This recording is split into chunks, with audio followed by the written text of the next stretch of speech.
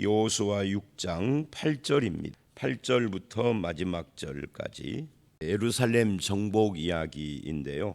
이 여호수아 6장의 구조를 보면 이렇게 돼 있어요. 1절은 여리고의 반응이 나옵니다. 여리고가 굳게 닫혔고 출입하는 자가 없었다라고 이것이 이제 첫 번째 이야기고, 2절서부터 어제 말씀 7절까지는 하나님이 말씀하시는 내용이고요. 8절부터 오늘 말씀 21절은 세 번째 문단인데, 그 말씀하신 대로 이스라엘이 실천을 했다 하는 그런 내용입니다. 그리고 22절로 25절은 기생 라합의 구원이고요.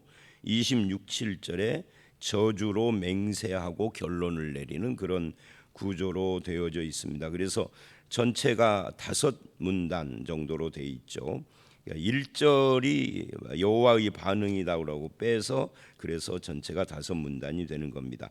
그 중에 이제 오늘 말씀 8절 이하인데, 8절로 21절 이스라엘이 실천하는 내용인데요. 여기에 보면은 이제 몇 가지가 나옵니다. 행진을 하는데 행진을 어떻게 하느냐 하는 그런 내용이 먼저 나오죠. 제사장이 7 양각 나팔 7을 잡고 여호와 앞에서 나아가며 나팔을 불고 언약궤는 그 뒤를 따랐다.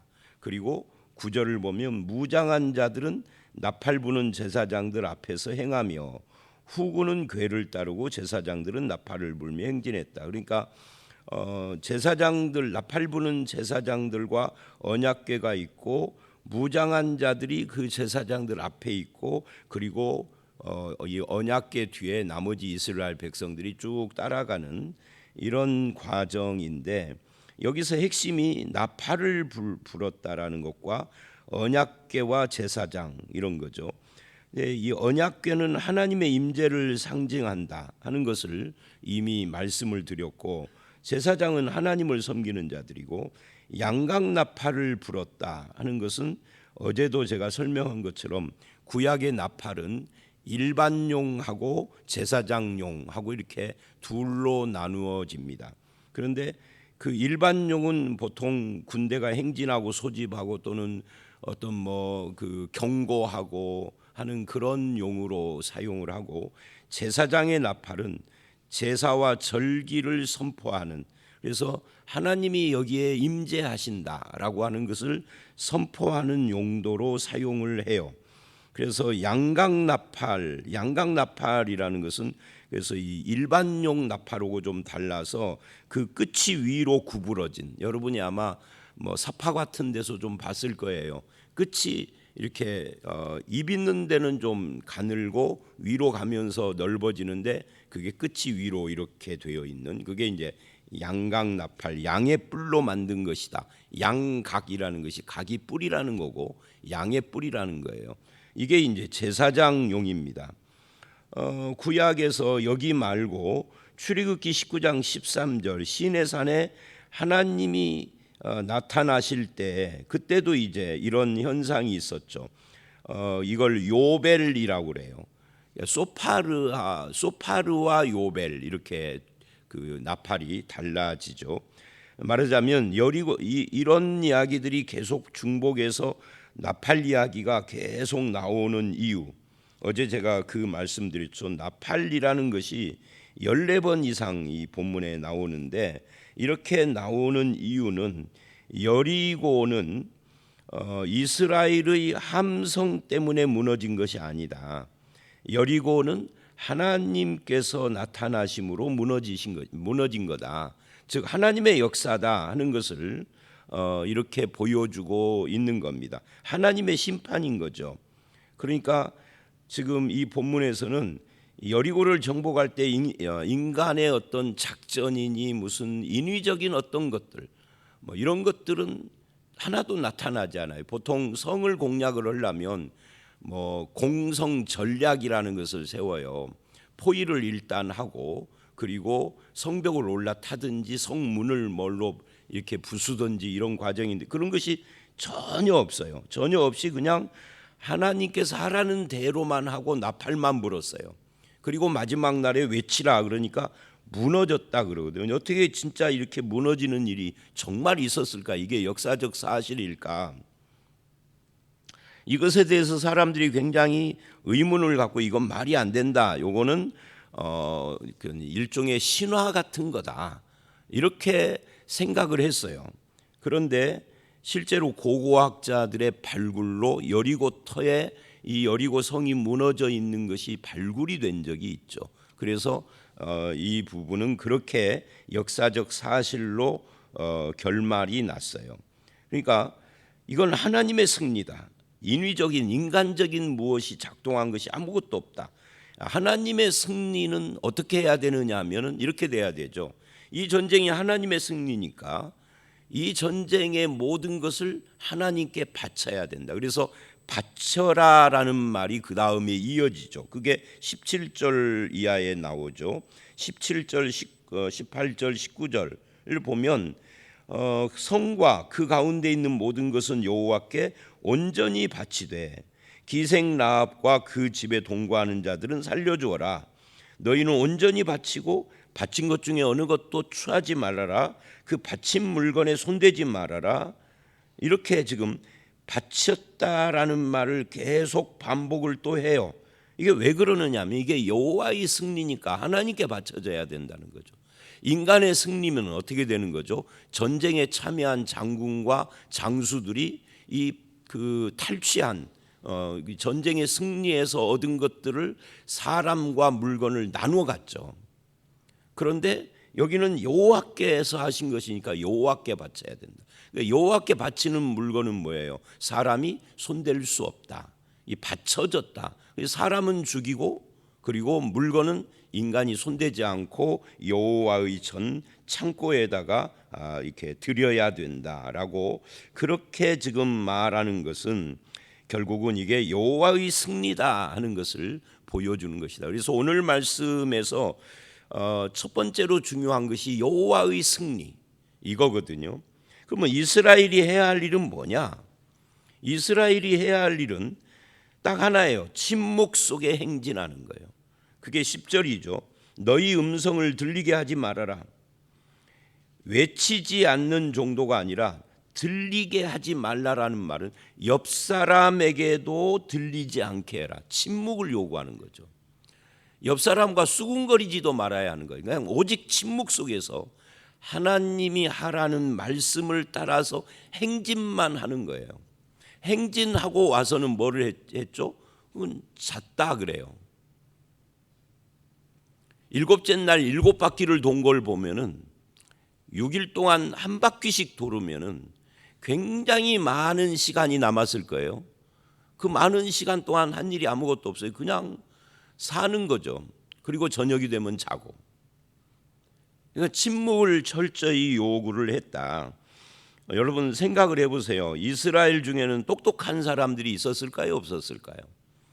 말쟁이들이 있었을까요? 없었을까요? 부정적인 성격을 가진 사람들이 있었을까요? 없었을까요? 인간 사는 세상에 왜 없었겠어요?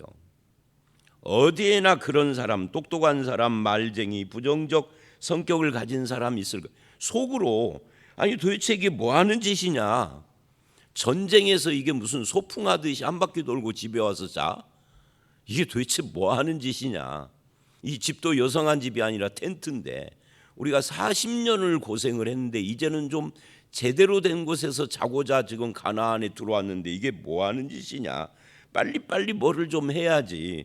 공격을 하든지 아니면 뭐 다른 성으로 가든지 이거 무모하다. 그러면서 막 비판하는 자들이 있었을 거예요. 그런데 말하지 말라는 거예요. 이 침묵은 무엇을 요구하는 거죠? 이 절대 침묵, 말하자면 하나님께 다 맡겨라 하는 이야기예요. 목사님 그런 방법으로 하면 됩니까? 그게 하나님의 방법이면 맡겨라. 군소리 하지 말고 이게 하나님의 뜻이 아니라면 몰라도 하나님의 방법이고 하나님의 정신이고 성경이 말하고 있는 원리라고 하면은 좀 침묵할 줄도 알아야 한다. 하나님께서는 우리에게 똑똑하라고 말하는 것이 아니라 순종하라고 말하는 거예요. 근데 우리는 너무 똑똑해. 그런데 그 똑똑한 사람들 하는 말이 성경적이지가 않아. 우리를 좀 반성을 해봐야 할 필요가 있습니다. 이 절대 침묵, 하나님의 임재 앞에서 그냥 나팔 소리만 지금 들리는 겁니다. 하나님의 임재의 나팔. 말씀하시고 역사하시고 동행하시는 하나님을 듣고 깨닫기 위하여서 내 말과 생각과 나의 의견과 주장을 내려놓는 것, 그치는 것, 이게 참 중요해요. 그래서 시편 12편 62편 1절로 8절을 보면 이런 말을 해요. 내 영혼아 잠잠히 하나님만 바라라. 오늘 본문하고 똑같은 이야기를 하는 거죠. 내 영혼아 잠잠히 하나님만 바라라. 이거 오고 침묵 속에 하나님의 나팔만 듣고 행진하는 이스라엘. 이 데자뷰가 되죠. 그러니까 문제 앞에서 요란하게 호들갑을 떠는 우리를 지금 책망하시는 말씀이에요. 그 호들갑을 좀 내려놓고 의심, 불평, 주장, 의견 내려놓고 하나님을 바라라. 그렇게 지금 이야기를 하고 있다 하는 이야기입니다. 그래서 이제 침묵 속에 이렇게 도는데 여리고가 무너져 버렸어요. 그래서 백성들 이제 마지막에 이제 20절을 보면 백성들이 외쳤죠. 백성들은 외치고 제사장들은 나팔을 불고 나팔 소리를 들을 때 크게 소리질러 외치니 무엇을 외쳤느냐 하는 것은 여기 나오지 않아요. 그러니까 이스라엘이 무엇을 외치느냐는 건 중요하지가 않은 거예요. 그러든지 뭐라고 할까요? 무너져라 했든지 승리라고 외쳤든지 뭐를 했든지 그건 중요하지 않은 거예요. 왜? 그 함성으로 무너지는 것이 아니니까 그냥 외쳐라는 거죠. 무너지는 것은 하나님이 하신다라고 하는 그런 이야기입니다. 그래서 그 성을 점령을 하고 21절에 온전히 바쳤다는 말을 또 해요. 그래서 이 온전히 바쳤다 17절로 19절 21절로 25절에도 온전히 바쳤는데 기생라합의 집만 바쳐지지 않고 구원을 했다. 이 바쳐진다라는 것은 이 진멸, 심판하고 관계가 되는 거죠. 그런데 기생라합은 구원을 했다는 거예요. 온전히 바쳐져서 인간은 손대지 않는, 그리고 이 기생라합은 구원받았기 때문에 또 손대지 않는, 여기서 강조된 것이 모든 것 온전히예요. 이걸 헤렘이라고 합니다. 여리고에 속한 모든 것을 헤렘은 진멸한다는 이야기거든요. 진멸을 한다는 거 하나님께 바쳐진 것이다. 이게 하나님의 심판이다라고 하는 그런 이야기입니다.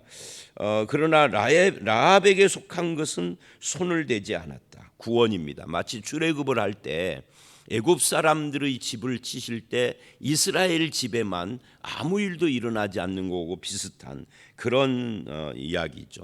여리고라고 하는 이 큰 도시의 라합의 집 하나가 오직 하나님이 택한 하나님의 백성으로 남는 거예요. 자, 그런데 여기서 이제 의문이 하나가 생겨요.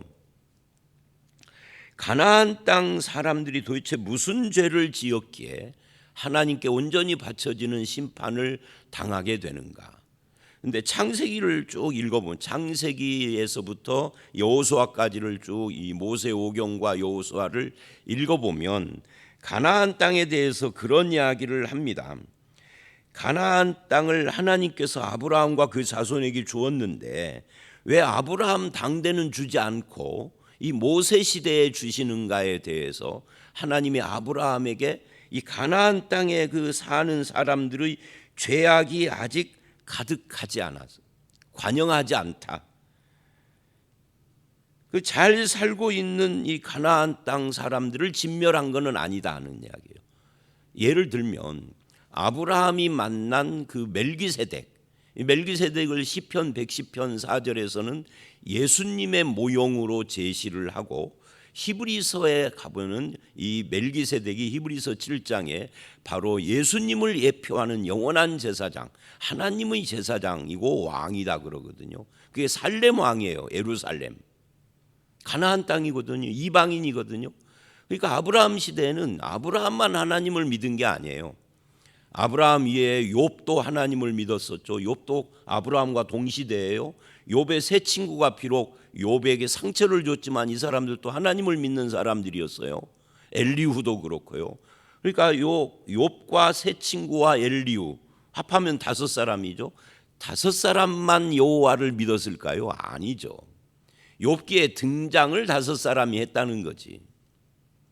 그러니까 아브라함 시대에는 여호와를 믿는 사람들이 아브라함 말고도 있었어요. 다만 아브라함은 하나님이 언약을 위하여서 특별히 택한, 그러니까 이 가나안 땅에 여호와를 믿는 사람들이 있었는데 아브라함은 갈대아 우르 사람이거든요. 갈대아 우르는 저 걸프만 있는 데 쪽이잖아요. 그러니까 이방인을 택하셨다 이렇게 표현을 하는 겁니다. 이방인을 택하셨다. 그러니까 언약을 위해서 그랬을 뿐이에요. 그런데 세월이 흘러가면서 이들이 여호와 신앙을 떠나서 다 타락을 하는 거죠. 그래서 죄악이 관영해진 거예요. 그 죄악이 관영한 가나안을 진멸시키고 약속의 땅으로 아브라함의 후손들에게 주는 겁니다. 아무리 약속의 땅이라 해도 믿음을 가지고 제대로 선하게 잘 사는데 하나님이 무조건 심판하는 건 아니에요. 안 믿는 사람들을 심판하는 것도 저들이 죄가 없는데 심판하는 게 아닙니다. 가끔 이런 질문을 받은 적이 있어요. 젊었을 때. 이제 최근에는 그런 질문하는 사람이 없는데 이제 목사 나이오고 관계가 되겠죠. 제가 젊으면 젊은 사람들을 많이 대하니까 이순신은 구원받았나요? 이런 질문을 해요. 세종대왕과 이순신이 항상 대표로 나와요. 대답은 이거예요. 이순신이 죄인이 아니면 구원받는다. 근데 성경은 뭐라고 그러냐면 죄인 아닌 사람이 하나도 없다 그러고. 이순신이 만약에 구원을 못 받았다고 하면 그건 자기 죄 때문이다. 여러분, 두 강도 중에 하나는 구원받고 하나는 구원 못 받았어요. 구원 못 받은 사람은 왜 구원을 못 받았죠? 요한복음 8장에 의하면 자기 죄로 죽으리라 해요. 남 탓이 아닌 거예요. 그럼 구원받은 사람은 뭐죠? 구원받은 사람도, 이 구원받은 광도도 자기 죄가 있는데 이 죄에 대하여 회개하고 자기가 죄인임을 고백하고 예수 그리스도에게 의탁을 해요. 내 영혼을 부탁합니다라고. 그 구원받은 거예요. 죄가 없어서 구원받은 게 아니라 죄인인데 회개하고 믿음으로 구원받은 거죠. 그러니까 이순신도 죄가 없으면 구원받겠죠. 자, 다시 이제 원점으로 와서 가나안 사람들이 아무 죄도 없는데 그냥 진멸을 한 것은 아니다. 진멸을 해야 마땅할 정도로 엄청난 타락 가운데, 예를 들면 자식을 신에게 바치는 몰렉 제사 같은 거라든지, 아니면은 신전에 가서 성교를 해야 신이 감동을 해서 비를 준다는 바알 신이라든지 아세라라든지, 그 외에도 많은 그런 우상 숭배와 거기서 파생한 도덕적인 타락들과 이런 것들이 가득했다. 자, 어쨌든 이제 이 받쳐진 것에 대한 이야기입니다. 그러나 이렇게 여리고가 무너지고 받쳐져도 무너지지 않는 하나님의 약속, 그게 라합의 구원 약속입니다. 비록 정탐꾼들이 약속을 했지만 하나님의 이름을 걸고 한 약속을 하나님은 지키신다 하는 이야기예요. 신실하게 하나님의 이름으로 한 약속은 파기가 안 된다. 그런데 예수 안에 있는 우리는 기생 라합이 받은 약속보다 더 확실한 약속을 받은 자들이에요. 그런 의미에서 이것을 영혼의 닻이라고 그렇게 히브리서는 6장에서 표현을 하죠. 예수 그리스도는 우리의 영혼의 닻이다. 그래서 그분의 손을 붙잡고 하나님 앞에 들어가서 안식을 얻는다. 우리도 믿음이 쉽게 요동하거나 하지 않고 조용히 확신 속에서 사는 자들, 이게 신자들이죠.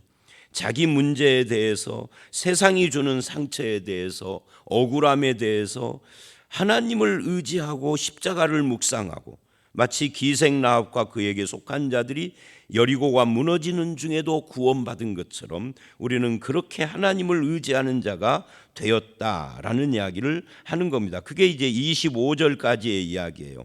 21절서부터 25절. 하나님은 약속을 기억한다. 우리도 하나님의 약속을 신실하심을 기억하는 믿음으로 살아야 한다라는 이야기죠. 그리고 이제 마지막으로 26, 7절에 저주의 맹세를 26절에 하고 27절에 결론을 내려요. 여기 보면 26절에 여호수아가 그때 맹세하게 하여, 맹세한 게 아니라 맹세하게 했습니다. 이스라엘 백성에게 누구든지 이 여리고 성을 건축하는 자는 여호와 앞에 저주를 받을 것이라, 기초를 쌓을 때 맏아들을 잃고 그 문을 세울 때 막내 아들을 이루리라 하고 여리고 성 건축이 불가능하다, 불허했어요, 하나님께서. 그런데 훗날, 먼 훗날 열왕기하 2장 19절을 보면 이 여리고 성을 건축을 하는 장면이 나와요. 불순종을 하는 거죠. 그래서 이 저주대로 된 거예요. 그러니까 하나님께 온전히 바쳐진 것이 여리고인데, 그것을 인간이 다시 건축을 했다는 것은 하나님께 바쳐진 것을 부정하는 거예요. 그래서 역사 속에서 이 불순종이 어떤 결과를 가지고 오는가를 보여주고, 열왕기하는 그래서 이스라엘의 결론이 여리고 성을 건축했기 때문만은 아닌데 그런 불순종 끝에 멸망으로 가는 거죠. 그리고 27절을 보면 여호와께서 여호수아와 함께 하시니 여호수아의 소문이 온 땅에 퍼지니라 하고 결론을 내렸어요. 여호수아가 한 일이 뭐죠? 여호수아에 대한 소문이 온 땅에 퍼졌는데 여호수아가 한 일은 뭐예요? 딱 하나예요. 하나님께서 말씀하신 것을 전달하고 그대로 실천한 것밖에는 없습니다.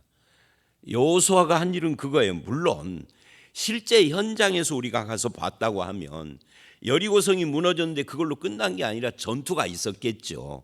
이 전투에 대한 이야기는 성경이 침묵을, 전투가 있었을 것입니다. 그런다 할지라도 그 전투 때문에 승리한 건 아니다는 거죠. 그래서 여호수아가 한 일은 말씀을 순종하고 전달하고 실행한 것뿐이다. 그런데 이렇게 말을 하죠.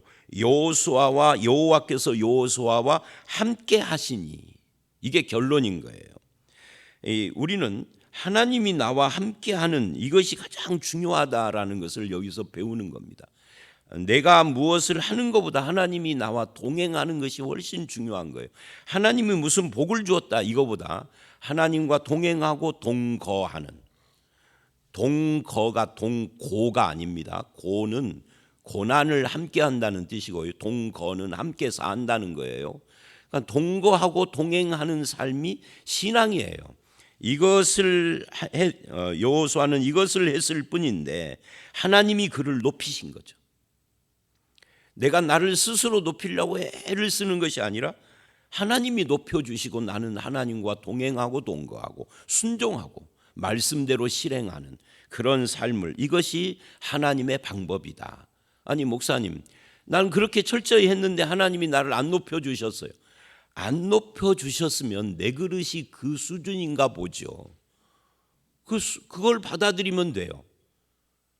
제가 이제 우스운 이야기지만 우리 집사람이 나중에 진안에서 목회 끝내고 전주로 내려오는 차 속에서 내가 운전을 하고 둘이 내려오는데 고백을 하더라고요. 나는 당신 성경을 미친 듯이 팔 때 서울에서 몇만 명 모이는 교회 다니물 줄 알았대.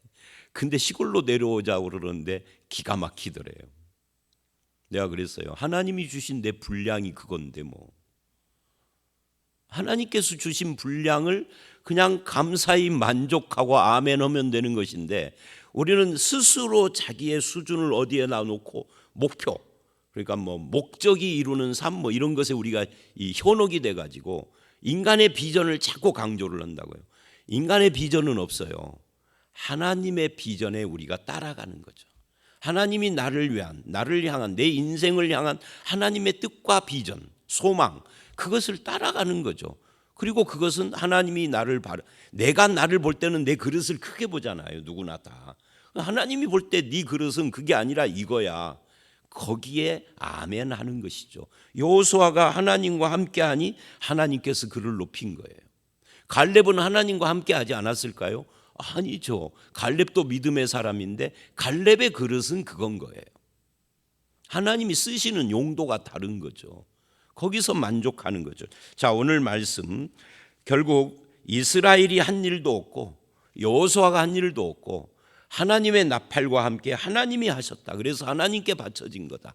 그 가운데 무너지지 않는 하나님의 약속으로 구원받는 라합과 그 가족, 우리가 바로 그 라합과 그 가족처럼 하나님의 구원의 은혜를 받은 자로 이제 남은 생애를 하나님과 함께하는 여호수아와 같이 하나님의 말씀을 듣고 순종하고 실천하는, 그리고 나에게 주신 분량을 감사하는 그런 믿음의 삶을 살아가는 저와 여러분들이 다 되시기를 주의 이름으로 축원합니다. 함께 기도하겠습니다.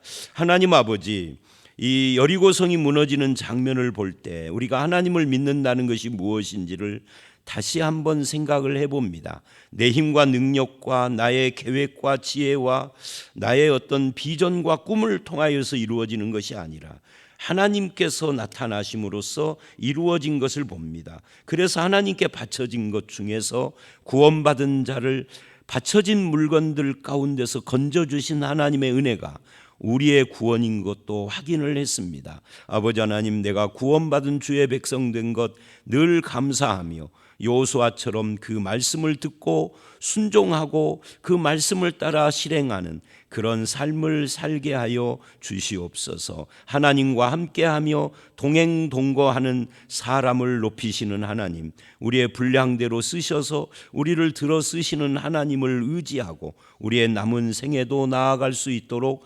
함께하여 주실 줄 믿사옵고 예수님 이름으로 기도드렸사옵나이다. 아멘.